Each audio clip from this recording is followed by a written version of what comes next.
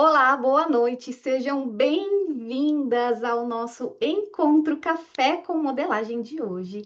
Esse nosso encontro que acontece todas as quintas-feiras, às 20 horas, para modelistas que desejam dominar a arte de interpretar peças usando um sistema digital com técnica e com confiança.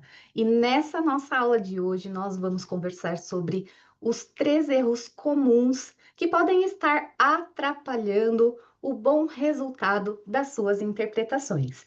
Esse é um assunto muito comum entre nós modelistas, já que a gente está sempre buscando a nossa aprovação de uma peça piloto perfeita de primeira. Então, encontrar aí todos os indícios que podem estar nos atrapalhando nesse caminho é sempre um tema muito bem-vindo. Então, hoje nós vamos falar sobre esse assunto. Eu vou compartilhar aqui então com vocês o nosso mapa e nós vamos começar então a nossa aula falando aqui do nosso primeiro ponto, né, do primeiro erro que pode estar atrapalhando você de fazer uma interpretação assertiva. Muitas vezes a gente não leva em conta que os pequenos detalhes podem fazer grande diferença lá no final. E é aí que a gente ignora o fato de que modelar com dúvida pode ser um grande problema. E aí você vai perguntar para mim, ou vai pensar, né, aí contigo, o seguinte: mas Viviane, parece-me tão óbvio você dizer, né, que modelar com dúvida é um ponto. Claro, realmente é um ponto. E eu já sei disso, já tô careca de saber disso, passo por isso todos os dias aí no meu dia a dia, enfim. Mas não é nunca é demais, né, a gente olhar um pouco mais profundamente para aquilo que a gente acha tão óbvio, porque às vezes o óbvio está tão inserido ali no nosso cotidiano, na nossa rotina, que a gente não consegue ver os detalhes e acaba não aprimorando coisas que nós poderíamos aprimorar nessa etapa do nosso trabalho, que faria a diferença lá no final, que traria as nossas peças tão assertivas que a gente tanto deseja. Modelar com dúvida. O que acontece? Bom, em primeiro lugar, nós recebemos os nossos desenvolvimentos de diversas formas. Nós recebemos os nossos desenvolvimentos por fichas de desenvolvimento com desenho técnico elaborado, bem feitinho, bonito, cheio de informações. E sim, esses são os melhores meios, o melhor caminho para a gente receber o nosso desenvolvimento. Mas essa é uma particularidade de empresas que são empresas mais bem estabelecidas, que já possuem equipes e que tem alguém, né, aquela pessoa que estudou ali para preparar uma ficha técnica muito bem elaborada, muito bem feita, com todas as informações. Então, quem já trabalhou aí num CLT, quem já trabalhou dentro de uma empresa, teve a oportunidade de receber uma ficha de desenvolvimento técnico muito bem elaborada. Quem estudou, quem fez uma faculdade, quem fez um curso técnico, também teve a oportunidade de ver aí uma ficha técnica bem elaborada. E ela vai trazer ali informação de tecido, informação de aviamento, informações do próprio desenho em si, né? No próprio desenho, nós já temos ali o que o modelo vai nos pedir na interpretação. Esse seria o melhor dos mundos. Ainda assim, muitas vezes, vem com informação faltando. E aí é o nosso papel avaliar esse desenvolvimento, questionar, entender o melhor possível antes de começar a desenvolver. E apesar de parecer óbvio, né, muitas vezes falta sim uma informação. Existem algumas coisas que são bem é incomum, acontece com muito menos frequência, chega a ser hilário, mas é algo que atrapalha o nosso trabalho. Por exemplo, eu já recebi desenhos que a parte da frente não se conectava com os detalhes das costas. E isso Atrapalha ali para nós no sentido não só de interpretar, mas também na nossa produtividade. Se eu não identifico isso ali no primeiro momento em que eu recebi aquele desenho, o que é que vai acontecer? Eu vou precisar parar o meu trabalho, vou ter que consultar a pessoa que me trouxe ali, né, que me passou aquele desenvolvimento e vou ter que tirar essa dúvida.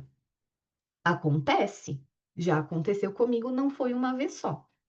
Acontece muito de não vir, por exemplo, a especificação de uma largura de um aviamento, que depende de ter a medida para você dar uma continuidade ali no seu modelo. Exemplo, uma fivela.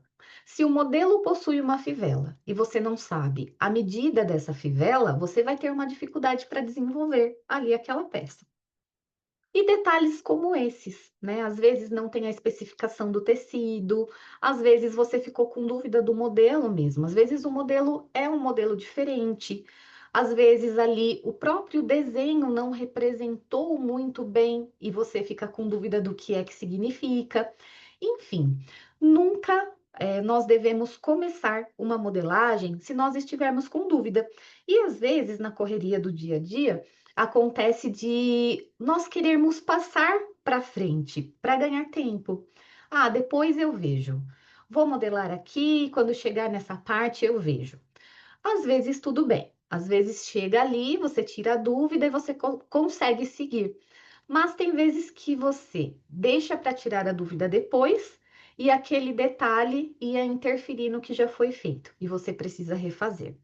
Então, não é legal, né? Esse ponto é um ponto bastante relevante. Então, modelar com dúvida do modelo é algo que sim pode atrapalhar, né? É um erro nosso achar que a gente pode dar continuidade estando com dúvida ou com informação faltando, né? Tem coisas que a gente não pode evitar. Mas o que é possível evitar é muito importante que a gente faça e não vá para frente com nenhuma dúvida do modelo. Segue a interpretação quando estiver com todas as informações. A análise criteriosa do modelo, ela é fundamental. Então é importante que, ao longo do tempo, a gente possa não só conseguir identificar com clareza todos os detalhes dessa peça, como também já pensar na questão de acabamento, já pensar no. Porque às vezes o desenho é muito lindo, mas não tem como você dar acabamento naquilo. E um dos papéis da modelista também, nesse momento de tirar dúvida, parece que é só você ir lá fazer uma pergunta e a pessoa vai te responder apenas e você segue para fazer. Muitas vezes o nosso papel é sugerir o que algo que ali até ajude na produtividade, ajude no próprio acabamento. Então, não é obrigatório uma modelista saber costurar, mas é muito bem-vindo quando ela sabe. Por quê? Porque ela tem essa condição de, além de só tirar as dúvidas, poder também. Opa, com licença. Aí. Ela tem também essa condição de poder sugerir possibilidades de acabamentos ali para aquela peça. O diálogo que eu trago aqui, né? O diálogo de qualidade. O diálogo de qualidade, neste momento, é muito importante. Por quê? Porque essa troca que há entre nós modelistas e a pessoa que fez essa passagem do modelo para nós, que pode ser um estilista, pode ser um líder, um encarregado do setor, pode ser até o próprio dono da empresa. Esse diálogo entre nós, ele é muito importante. Então, é muito importante manter aberto esse diálogo. E quando a gente fala de diálogo, nós estamos falando de pessoas. E quando nós falamos de pessoas, estamos falando de personalidades diferentes, valores diferentes, formas diferentes de lidar com as situações. E quando a situação é apenas uma troca de ideia ou tirar uma dúvida, a gente pode até tirar de letra, né? Mas quando entrar a divergência de opiniões, às vezes o clima meio que esquenta, e aí dentro das empresas tem muita gente que acaba ali, né, tendo aquele relacionamento forçado dentro do ambiente, e o que acaba comprometendo bastante a qualidade do trabalho em todos os sentidos. No sentido pessoal, né, no ambiente, em estar ali, ter um ambiente de qualidade, e o próprio diálogo em si, né, de não ser um diálogo fluido, onde você consiga desempenhar um bom trabalho junto com a pessoa, né, junto com a equipe, junto com os colegas.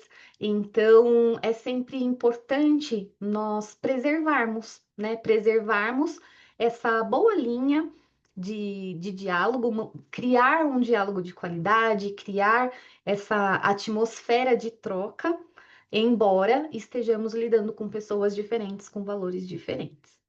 Dando sequência aqui, no próximo erro, que é um erro comum que pode atrapalhar aí a sua interpretação, é não entender de tecido. E hoje nós vamos conversar um pouquinho sobre tecido, vou entrar em alguns detalhes em relação a ele, para que se torne cada vez mais fácil nós trabalharmos com os tecidos.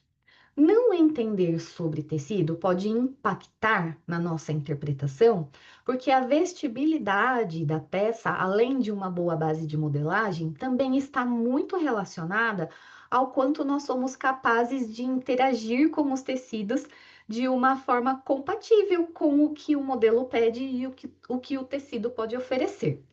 E aí, quando nós falamos de tecido, o universo dos tecidos, ele começa na sua composição. Então, é uma misturança de coisas, né?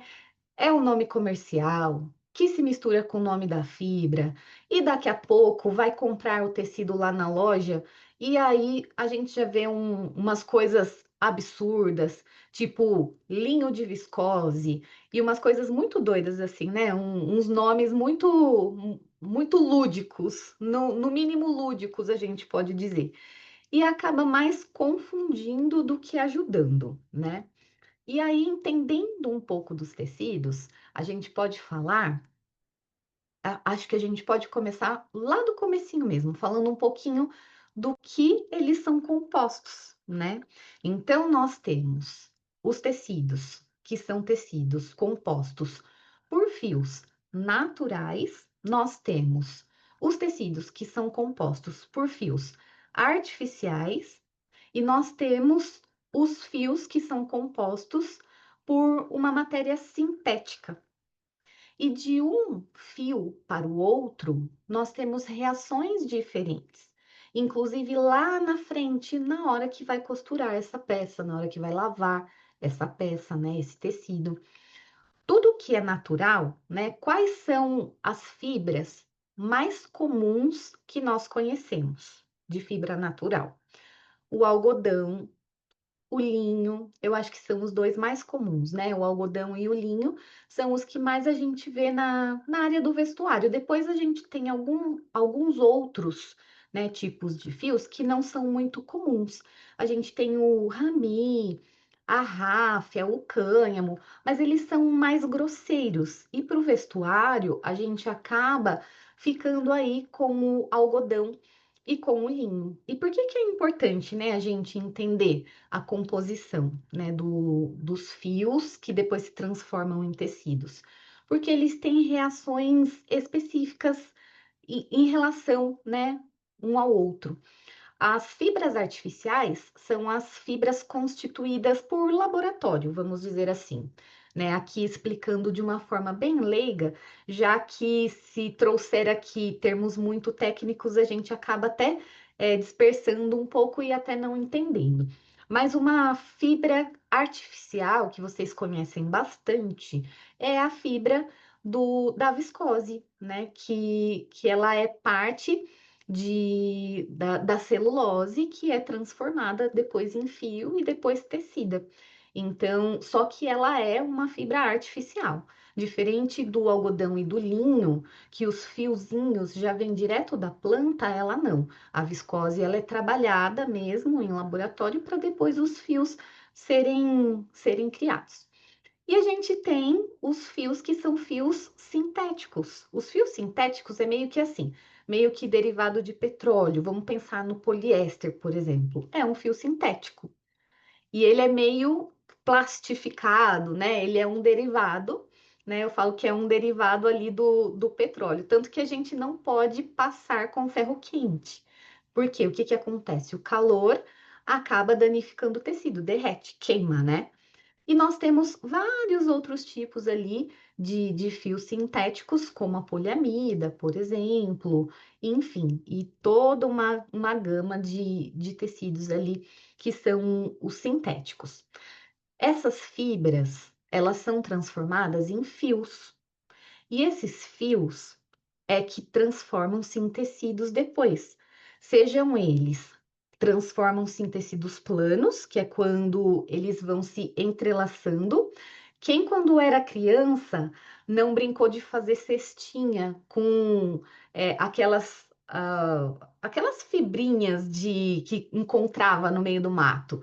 Quem era criança e morou no mato, eu era criança, quando eu era criança, eu morei no mato. Então eu tinha matinho lá que eu pegava os matinhos e eu trançava os matinhos assim, tipo, passava um por cima, outro por baixo, um por cima, outro por baixo, para fazer aquelas cestinhas, aquelas coisas. Tecido é mais ou menos assim, né? O tecido mais básico, que é a tela, ela tem essa estrutura, né? Nós temos os fios da trama, que é o fio da largura do tecido, e os fios de urdume, que vão se entrelaçando, intercalando e formando o nosso tecido. E então, quando eu pego ali, né, a minha fibra, né, e transformo em fio, e aí eu pego esse fio e faço os diversos entrelaçamentos, eu vou ter diversos tipos de tecido. E aí, esses entrelaçamentos, eles também vão ter resultados diferentes. E de acordo com a grossura do meu fio, eu vou ter tecidos mais leves ou tecidos mais grossos. De acordo com a textura desse meu fio, eu vou ter um tecido mais liso ou um tecido mais rústico. E aí, de acordo com os diversos beneficiamentos que esse tecido tiver, eu vou ter um tecido ou mais macio, ou mais áspero, um tecido acabado que não venha a encolher, por exemplo, ou se ele não estiver acabado, ele pode encolher. E os tecidos, né, eles vão variando de acordo com como que a gente pode dizer, essas diversas formas de ele ser construído. Então, se eu troco a fibra, eu tenho um efeito diferente. Se eu troco a torção desse fio, eu tenho um acabamento diferente. Se eu troco o tipo do entrelaçamento, eu tenho um tecido diferente. Por isso que existe uma infinidade de tipos de tecidos.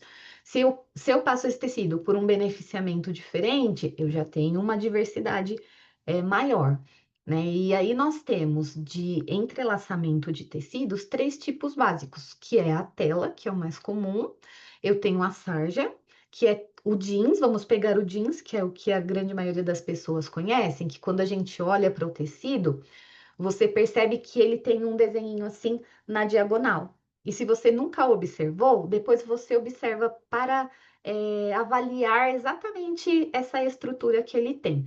O tipo de entrelaçamento sarja dá esse resultado que fica assim na diagonal. E nós temos o cetim. A ideia do cetim é o seguinte: ele, ao entrelaçar um fio no outro, ele pula mais do que um fio. Então, os espaçamentos são maiores, e aí essa lisura, né, que esse entrelaçamento gera, reflete mais a luz. Por isso, o cetim é um tecido que brilha mais, principalmente se o fio que ele for, esse tecido for construído, for um fio que também tenha um brilho. Então, todas essas vertentes, né, todas essas formas de cruzar esses elementos, né, fibra, fio, entrelaçamento, ligamento ou armação, é que vai constituir ali o nosso fio. Depois vem os beneficiamentos, depois vem até toda a parte de lavagem, amaciamento, tingimento, estampa, tudo isso vai interferindo, né? Como que a lavagem interfere?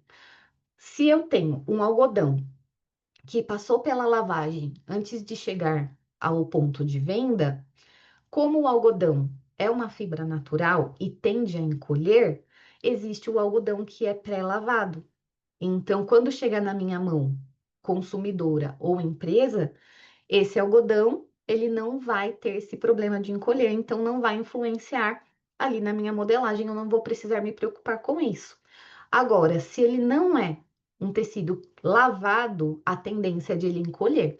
E aí eu preciso fazer a compensação na minha modelagem para que quando o cliente lave essa peça que eu modelei e foi costurada e cortada, né, cortada e costurada com esse tecido, não venha a encolher e ficar pequeno para a pessoa quando ela, né, lavar e usar. O amaciamento, muitas vezes, deixa o tecido com um caimento melhor, né? Mais fluido, mais macio, mais gostosinho. O jeans é um exemplo, porque o denim, né? Ele é bem grosseiro. É um tecido que, quando é sem esse beneficiamento do amaciamento, ele é muito grosso, muito pesado, muito áspero. E o amaciamento traz esse benefício, né? De mudar o caimento desse tecido. O tingimento e até a própria estamparia. A gente que trabalha com muitos tecidos percebe que tem tecido que, dependendo da cor que ele é tingido, ele tem eu vou falar assim, a grossura dele é diferente. Se você pega uma malha em cores claras, branco, off-white, cores bebê, assim, rosa bebê, amarelo clarinho, azul clarinho. Você vai fazer uma peça com esse tecido, você vai sentir que ele é muito mais fininho, mais leve, estica mais. E esse mesmo tecido, tingido em preto, por exemplo, em preto, em vermelho, num verdão escuro, né? Cores mais fortes, você percebe que interfere ali nos fios e nas fibras, de forma que o tecido fica mais rígido, estica menos e tem um caimento mais pesado. Então, você faz uma camiseta de cor clara, você tem um tipo de produto, né, final. Se você usa a mesma modelagem, o mesmo tecido, mas de uma cor escura, você percebe que você tem um resultado diferente, de uma peça mais grossa, mais armada. Então, são características que o beneficiamento acaba influenciando ali no tecido, que acaba influenciando na modelagem, que influencia no resultado final ali, na peça que chega nas suas mãos.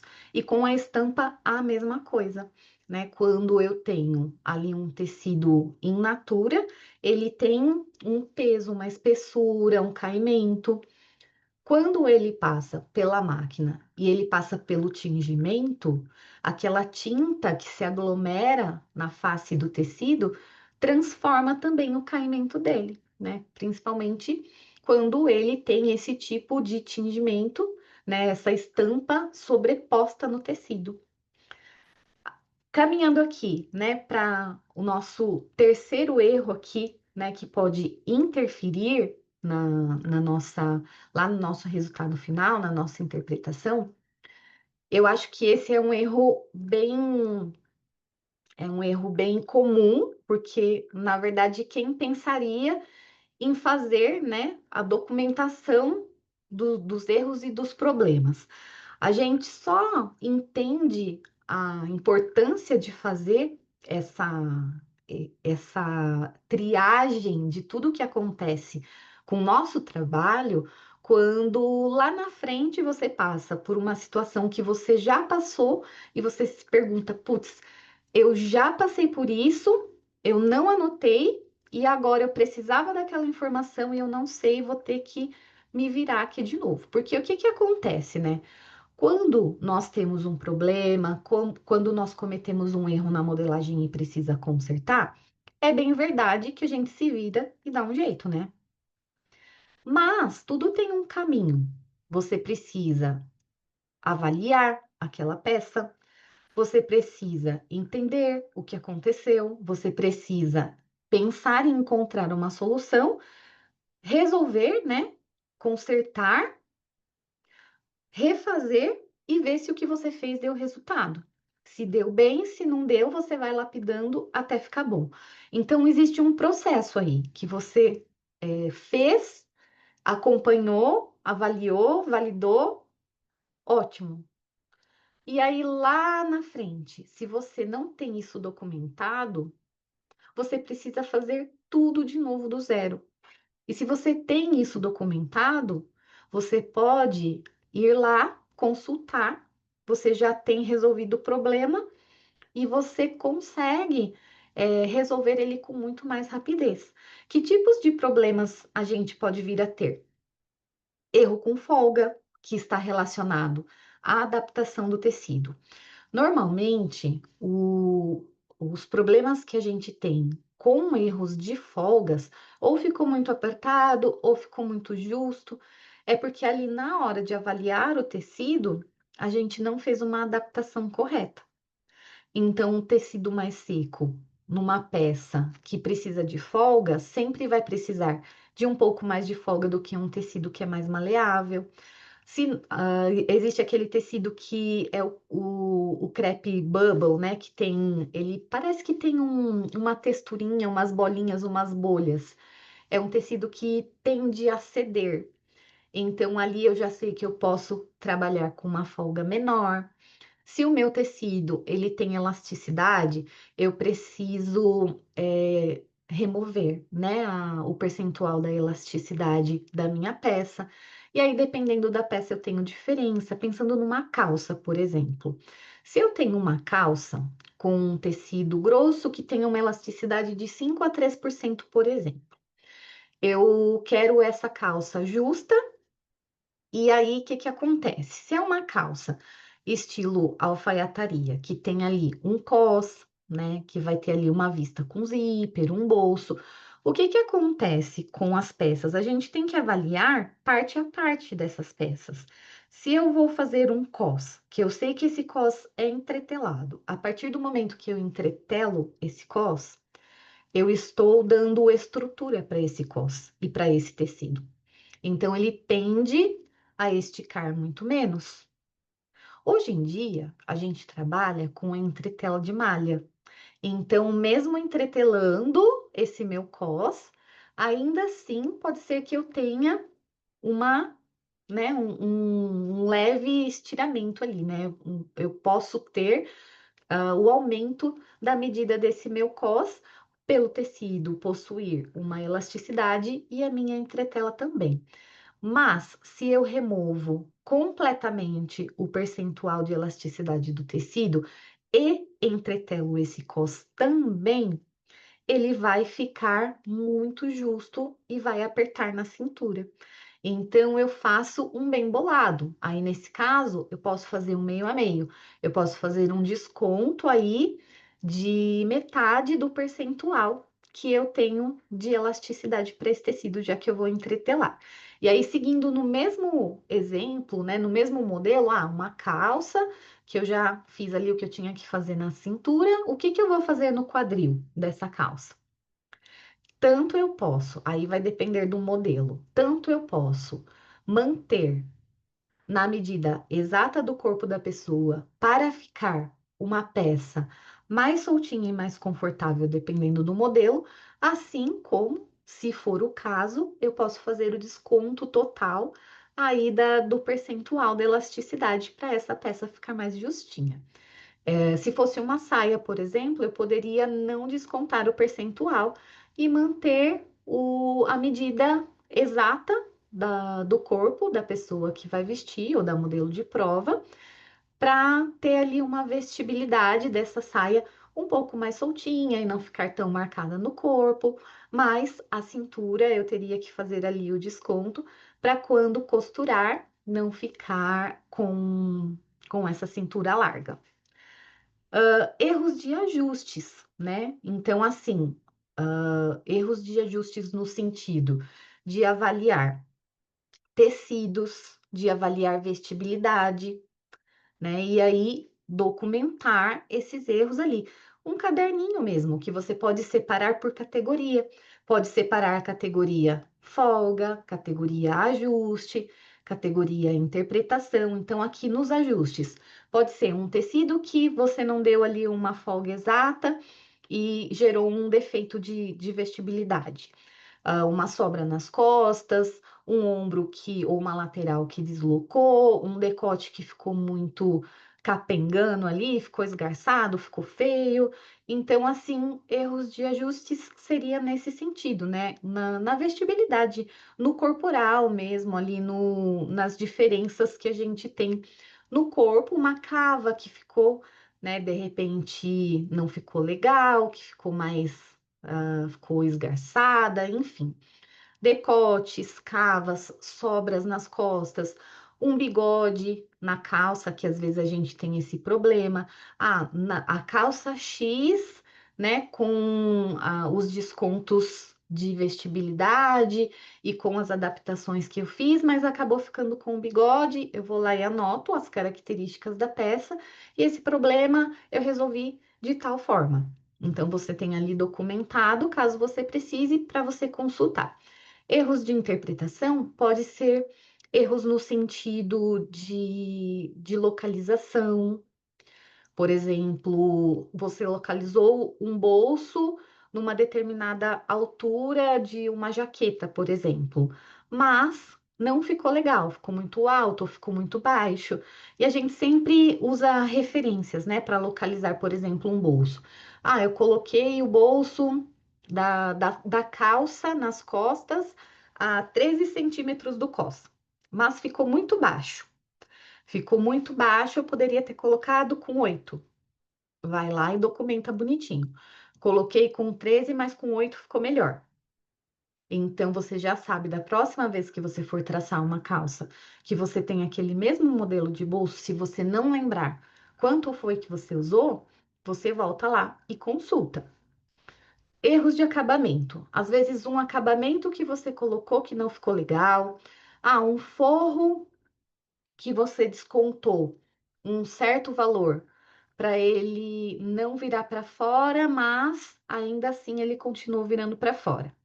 Aí você precisou voltar lá e tirar mais um pouquinho. Antes eu tinha tirado 0,25 do forro para esse forro não virar.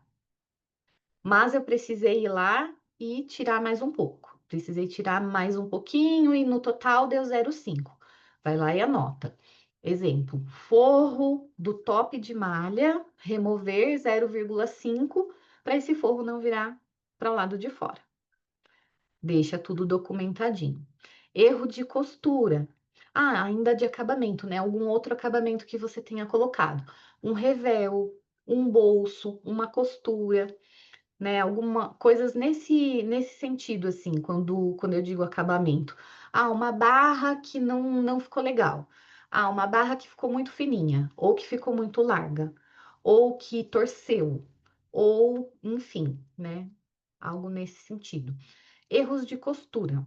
Erros de costura, por exemplo, no tecido tal, né, num tecido X que tinha elasticidade, eu pedi para fazer um pesponto aparente com um pezinho de máquina de distância.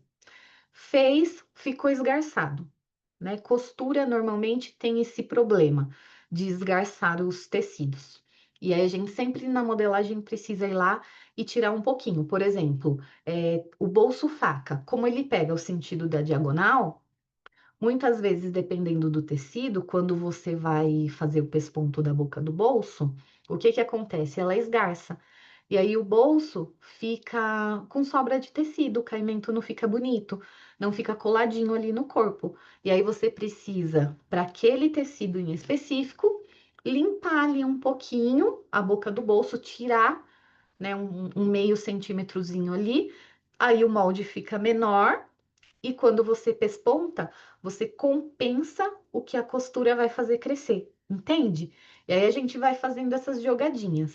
E aí você vai anotando tudo isso, de forma que quando você precisa, você tem ali o seu caderninho com tudo anotado, né?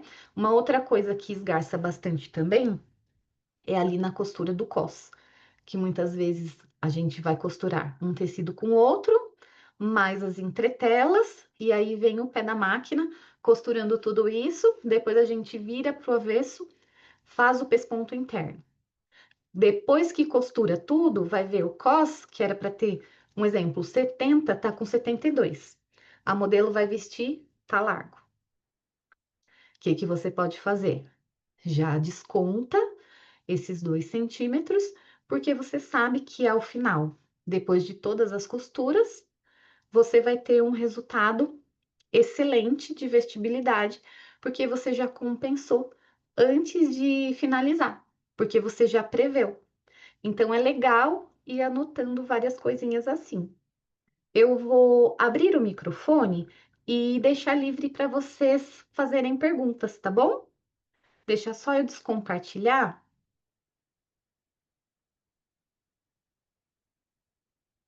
Angelita, Cami, Celi, Elisângela, tudo bem? Gigi, iPhone, Karina, Leandro, Mariane, Rebeca. Posso seguir, gente? Deixa eu ver aqui no chat. Seda também, professora. Seda, verdade. Seda é um tecido natural também. Karina, cheguei atrasada. Acontece, né, Karina? Tudo certo? Tudo certo? Beleza, então tá. Já que vocês não têm perguntinhas até então, eu vou continuar mostrando para vocês o seguinte. Eu vou compartilhar com vocês o sistema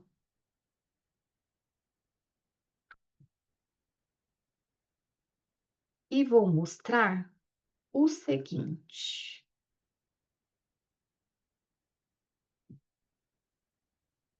Quais são as ferramentas que nos auxiliam para evitar erros de interpretação e também, né, de resultado final lá nas nossas modelagens? As ferramentas que nos auxiliam são as ferramentas de conferência. Então, aqui no sistema da Moldme, as ferramentas de conferência que nós temos são as seguintes. Eu tenho a ferramenta fita métrica. Quando eu clico na ferramenta fita métrica, eu tenho aqui do meu lado direito, tá vendo? Olha, todos os tamanhos da minha modelagem e eu consigo saber as medidas. Por exemplo, se eu clico aqui no meu ombro e eu dou 2 cliques aqui, olha, o sistema dá para mim as medidas de cada tamanho. Então, é uma forma de eu saber as medidas aqui do meu ombro, por exemplo. É uma ferramenta de conferência. E eu posso também vir aqui nas minhas costas e eu faço uma continha. Se eu clicar aqui 2 vezes, olha, e eu vir aqui e clicar no sinal de menos do lado direito, essa tabela de conferência vai fazer o que para mim? Vai dar o resultado da continha, que seria o meu ombro frente menos o meu ombro costas. E aí eu vejo ali que eles estão casando. Então, é uma ferramenta que proporciona a mim uma forma de eu saber se o meu molde está correto, se ele está com erro de interpretação ou não, que aqui no caso seria um erro de encaixe, caso não estivesse compatível, né? Uma outra ferramenta que nós temos aqui é a ferramenta, cadê ela? Aqui. É a ferramenta de conferência. Ela se chama conferência por aproximação.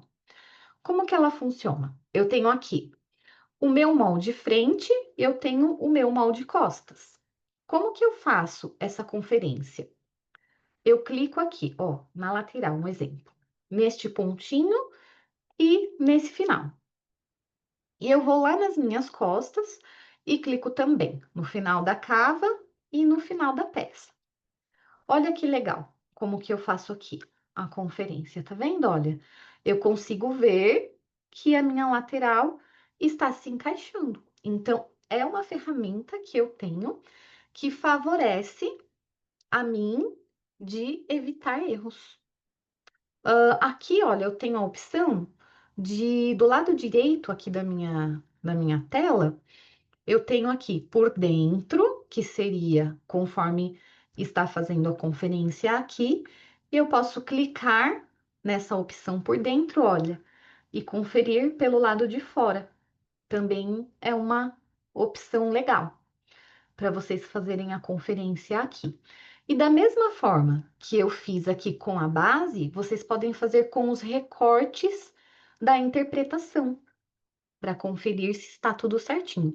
Tudo bem que quando a gente faz a interpretação através dos recortes, é natural que já saia tudo meio que encaixando. Mas se depois de alguma manipulação você precisar fazer essa conferência, você pode usar esse recurso também. Uma coisa que é legal eu mostrar é o seguinte, que eu consigo fazer a conferência, mas eu preciso desses pontinhos vermelhinhos. Esses pontinhos vermelhinhos nós chamamos de ponto de controle. E pode ser que em algum momento você precise de um ponto de controle em um lugar específico e você não tenha. Então, o sistema, ele tem o recurso de você conseguir criar um ponto de controle. Então, por exemplo, aqui, quando eu clico duas vezes no ponto, percebe que ele não está vermelhinho mais. Então, ele não é mais um ponto de controle.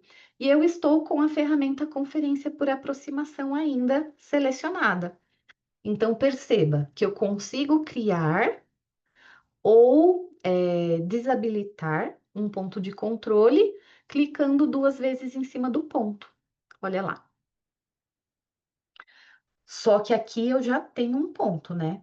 Então, eu só estou habilitando e desabilitando ele como um ponto de controle. Se você precisar de um ponto em um lugar específico que não tenha, você pode criar o ponto com a ferramenta marcar ponto. Então, um exemplo, vou criar um ponto aleatório aqui. Vou esconder a minha gradação e eu vou criar um pontinho aqui, olha. Então, eu vou na minha frente, clicar em um ponto qualquer, aí eu arrasto o cursor do mouse e vou vir aqui no meio. E vou clicar com o botão esquerdo do mouse. Olha, eu criei um novo ponto aqui. Vou fazer a mesma coisa do outro lado, aqui nas costas. Olha, criei um pontinho. Tá vendo, ó? Observe que esse ponto que eu criei, ele é transparente. Ele é vaziozinho dentro. E os pontos escurinhos, que são os pontos que estão pintadinhos de cinza, são os pontos de controle. Também é uma forma de vocês identificarem. Quando eu venho aqui com a ferramenta conferir, olha, observe que tudo que estava cinzinha, inclusive o ponto que estava preenchido, são os pontos que ficam vermelhos, que são os pontos de controle. E o pontinho que estava transparente no centro, que é um ponto comum, que é um ponto de construção, ele não apareceu vermelhinho, porque ele é um ponto comum. Mas, se eu quiser, eu posso transformá-lo em um ponto de controle, tanto com a ferramenta conferência por aproximação, e eu consigo também com a ferramenta selecionar. E aí é só clicar duas vezes em cima, olha, do pontinho, que se transforma num ponto de controle. Eu acho legal mostrar para vocês todas essas opções. Por quê? Porque são manipulações que a gente faz ao longo das interpretações. Então, quando nós chegarmos aqui para uma aula de interpretação, vocês vão me ver usando tudo isso aqui, né? Todos os recursos do sistema. Para eu apagar o ponto que eu criei, eu uso a ferramenta marcar ponto e clico duas vezes em cima do pontinho que ele desaparece. Olha lá. Então, essas seriam as ferramentas de conferência aqui no sistema da Moldme. Eu vou descompartilhar o sistema da Moldme e vou compartilhar agora o sistema da Audaces. Então, aqui, olha, eu tenho o sisteminha da Audaces. Como que funciona, né? Quais são as ferramentas que eu tenho aqui que vai me auxiliar nessa questão de conferência, de evitar erro de interpretação? Vamos lá.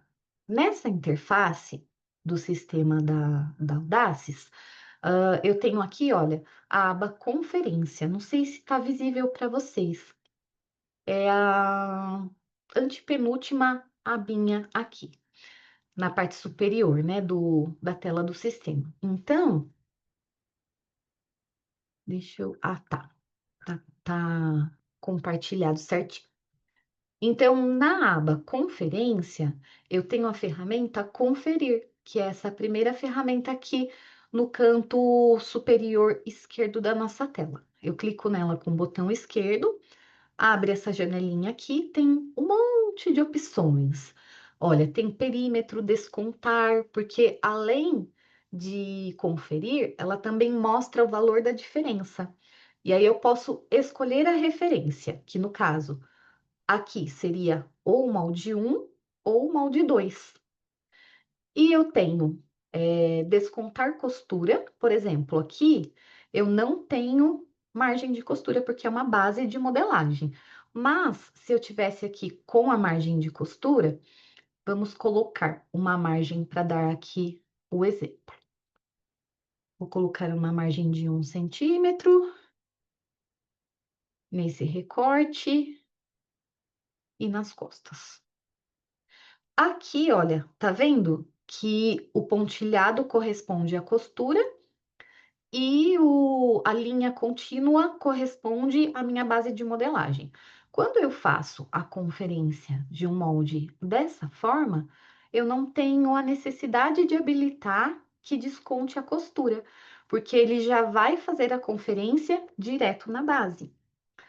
Mas se eu tenho este caso aqui, olha, onde a minha costura, ela está dentro, ela está junto, fundida com o meu molde, eu já preciso usar a opção ali de descontar. Eu vou fazer um exemplo com a margem de costura, aqui costura, margem, vamos colocar aqui, tá vendo que eu coloquei agora a margem de costura, só que não aparece pontilhado. Está fundido no próprio molde. Aí, quando eu fizer a conferência, e eu tenho essa opção aqui, olha, descontar costura, se eu habilitar essa opção e colocar a medida de 1 centímetro ali, que é a medida da minha margem, olha o que que o sistema faz. Ele confere descontando 1 centímetro de margem. É muito legal, né? São, né, muito legais esses recursos que o sistema traz, porque ele facilita a nossa vida no sentido de que se eu tivesse que remover essa costura para fazer a conferência, seria muito mais complicado, demorado, teria que devolver depois. E se eu tenho um recurso, eu consigo fazer as conferências sem manipular essa modelagem. Só que precisa saber, né, aonde que estão os recursos. Por isso que eu estou mostrando aqui para vocês. Então, essa opção é a opção de conferir com a opção descontar costura habilitado. Aí eu consigo fazer essa conferência mesmo com o meu molde estando ali com a costura e o sistema desconta. Mas vocês viram que legal? Aí aqui sem nada, né? Tirei já as margens de costura. A ferramenta funciona, né, com 2 cliques aqui no primeiro molde. Aí eu venho para o outro molde, 2 cliques também. Aí aparece essa bolinha, o quadradinho, e aí aqui a conferência. Deixa eu desabilitar agora. Aqui, aqui e aqui. E lembra que eu falei para vocês que aparece na janelinha, se tiver a diferença entre um molde e outro, o sistema mostra? Ele mostra aqui aonde está escrito diferença. Aí é só arrastar o pontinho até o final e ele mostra ali. O meu molde tá com 0,01 de diferença. É praticamente nada, né? Mas se tivesse com uma diferença real, eu conseguiria saber aqui. E aí tem outras opções, por exemplo, marcar o pique no final, aonde eu fiz aqui a minha conferência. Aqui não faz sentido marcar um pique aqui. Mas enfim, essa é uma das ferramentas que eu uso para conferir os meus moldes. Uma outra ferramenta que eu uso para conferir, na verdade, aqui nessa aba conferência, tudo é ferramenta de conferir. Então, cada uma funciona de um jeito diferente. O conferir múltiplos também é de conferir. Tudo aqui é de conferir. Uma que eu uso bastante é essa perímetro, que ela só me mostra a medida mesmo. Aqui na parte inferior do sistema, né, nessa linha azul que fica embaixo, eu tenho ali perímetro da base. Então, aonde eu clico, o sistema mostra para mim a medida. Então, eu consigo saber se uma parte e outra está se encaixando, né? 16, 16,51. Na verdade, aqui 16,5 e aqui 16,51. E eu consigo ver aqui na parte de baixo. Distância não é uma medida em cima de uma linha, mas é uma medida que eu clico, né? Eu clico no começo onde eu quero, arrasto e clico no segundo ponto onde eu quero medir. E aí tem aqui comparar perímetro, ele mostra igual a tabela ali que eu mostrei na Moldme, né? É o mesmo sentido. Sentido aqui de ter a tabela, de mostrar os valores e de fazer as continhas. Então, por exemplo, eu clico aqui nessa linha até aparecer habilitado aqui adicionar, aí eu venho aqui e adiciono. Vou na próxima linha, clico. Quando estiver habilitado, eu posso clicar aqui em subtrair e aí o sistema mostra para mim se existe uma diferença de medida entre uma lateral e outra. E assim eu posso fazer com ombro, com recorte, com as linhas da cintura e assim sucessivamente. É interessante, né? Eu gosto também de fazer a correção com a ferramenta, que não é uma ferramenta de correção, mas ela corrige mais do que as ferramentas de correção. Na verdade, é ela que corrige, de verdade. Do que eu estou falando? Estou falando da ferramenta redefinir, que fica na aba manipulação. Então, seria a aba manipulação, ferramenta redefinir perímetro. E aí, quando eu clico nela, abre essa janelinha aqui, que tem o modo unidirecional, bidirecional e manter extremos. Quando eu clico nela, né, eu consigo saber quanto que está medindo o meu molde. Então, aqui no D está quanto ele está medindo, 16,5. E eu consigo modificar a medida. Então, por exemplo, eu venho aqui na minha lateral da frente, tá medindo 16,5. E aí eu venho aqui na lateral das minhas costas. A lateral das minhas costas está medindo 16,51. Eu consigo vir aqui e já arrumar. Então eu coloco de 16,51 para 16,5 e clico com o botão esquerdo e confirmo e eu consigo aqui, olha, já deixar certinho os dois lados com a mesma medida. Então, eu digo que eu uso assim, 99% das vezes, eu uso a ferramenta redefinir perímetro para fazer esses ajustes de medidas, porque eu já vou medindo e já vou consertando, certo? Então, são algumas ferramentas aqui do sistema que nós temos para poder nos ajudar a também alinhar ainda mais aí as nossas modelagens e conferir as nossas interpretações. Alguma dúvida, meus queridos e queridas? Querem perguntar alguma coisa? Às vezes, principalmente na indústria, onde a gente recebe vários rolos do mesmo tecido, às vezes vários e vários rolos do mesmo. Nós temos diferenças de larguras entre rolos, nós temos diferenças de tonalidade entre rolos, nós temos diferenças de gramatura entre rolos. Corre esse risco de ter reação de encolhimento, de caimento, de problema com a costura. Então, é sempre recomendado fazer com o tecido que vai ser liberado para produção.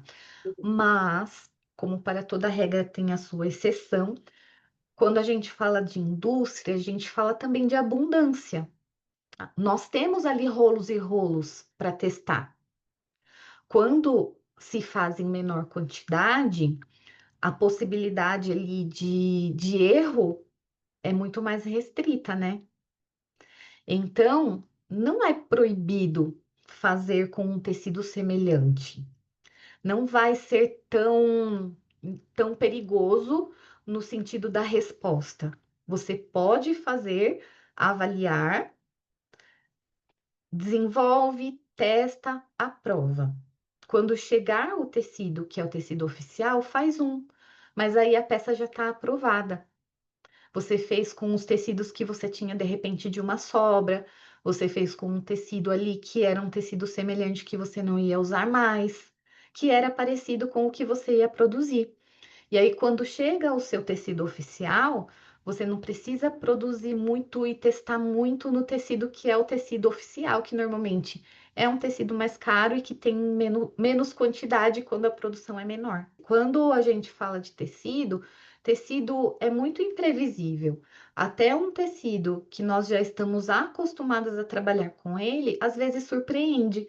Às vezes, só de você ter feito alguma diferença no molde, pequenas vezes ou não, ou de colocar ele com um outro tecido diferente, você já é surpreendido por uma reação que você nunca tinha visto, embora você já tenha trabalhado com ele muitas vezes e tudo mais. E tem aqueles que a gente trabalha tanto que acaba pegando o jeito e a gente sente segurança de fazer sem testar, né, muitas coisas.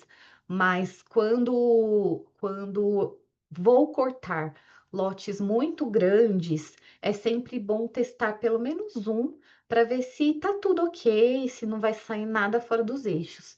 Às vezes uma gola que esgarça mais, um cos que não cai bem, às vezes um detalhe que não cai bem. É importante ver pelo menos uma pilotinho feita no tecido certo.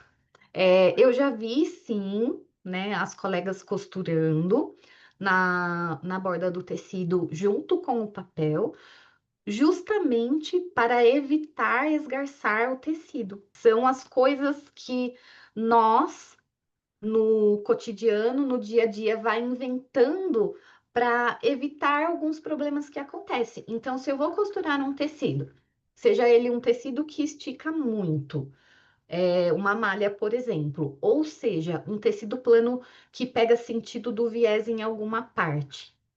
E aí, na hora que eu vou passar na máquina, aquela parte ali é uma parte que eu sei que vai esgarçar e que vai crescer, e eu não tenho nenhum outro tipo de sustentação, colocar o papel e costurar junto me ajuda. Pensando na produção, depois a produção não vai ter o mesmo recurso. Então, é melhor que faça sem o papel na piloto, para já ver o defeito e consertar de uma outra forma que muito provavelmente é o quê? A gente vai no molde e o quanto cresceu quando costurou, a gente tira no molde e já deixa reduzido.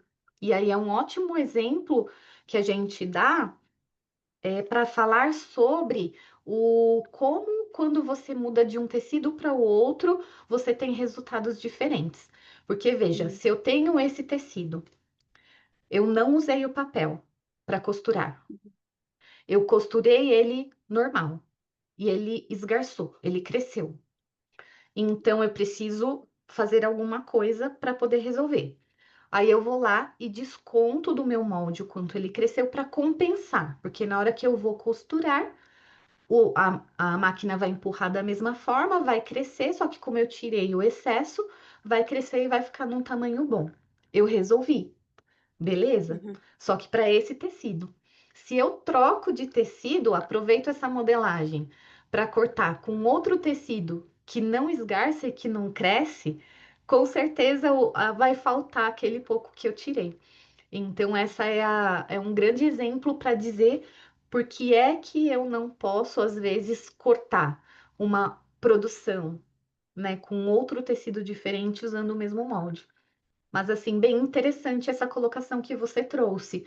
Quando monta a peça piloto, né, e pensando com a cabeça de modelista agora, né? Se você é modelista, Uhum. você está desenvolvendo um molde e a pessoa que está costurando para você usou do recurso para piloto ficar bonita, mas você sabe que na produção não vai dar certo, como Uhum. profissional modelista, você precisa conversar, né, com a piloteira para tentar não usar o recurso. É melhor não usar. Quanto mais didática, comunicativa nós conseguirmos ser, melhor. Como eu disse, nossa função é uma função que tem uma responsabilidade por trás, a responsabilidade da réplica de centenas e milhares de peças depois.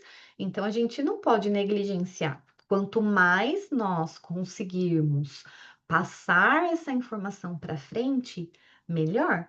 E nós vamos desenvolvendo as nossas formas, seja numa ficha de costura, seja assim anotando no molde, na peça, seja conversando, seja, enfim, né? A forma como a gente consegue ali, quanto melhor a gente conseguir documentar os passos, os processos, os detalhes daquilo que a gente desenvolve, mais garantido que a produção saia perfeita, porque com todo o cuidado que a gente tem, ainda tem muito problema.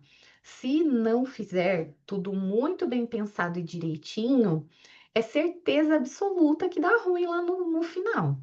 E é o que eu falei, né? Nós trabalhamos para que seja reproduzido em muita quantidade depois.